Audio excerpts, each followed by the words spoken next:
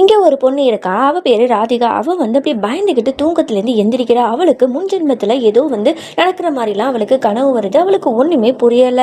அதோட அப்ப அவளோட ஃப்ரெண்டுக்காரி கால் பண்ணி, இந்த மாதிரி நாங்க எல்லாருமே ஒண்ணா சேர்ந்து ஒரு கோயிலுக்கு போறோம். நீ வரியா? அப்படின்னு கூப்பிட்டா, உடனே அவளும் வரேன்னு சொல்றா. அப்ப பாட்டிக்காரங்க அவளோட கையில ஒரு தாயத்த கட்டிவிட்டு, இது கழட்டக்கூடாது அப்படிங்கிற மாரி சொல்லியிருப்பாங்க.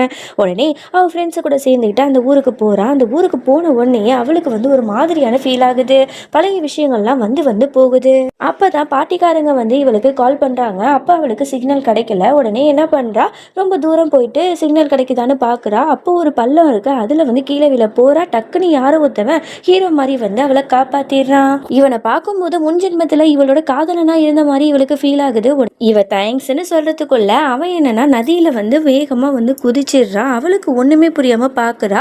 அப்புறம் அவளோட ஃப்ரெண்ட்ஸை கூட சேர்ந்து அவ வந்து கோயிலுக்கும் வரா. அப்ப பார்த்தா அந்த கோயில் உள்ளாக்க யாரோ ஒரு லேடி வந்து ராதிகா அப்படின்னு சொல்லிட்டு கூப்பிடுற மாதிரி இருக்கு. அவங்க வந்து கை கால்லாம் கட்டப்பட்ட நிலைமையில இருக்காங்க.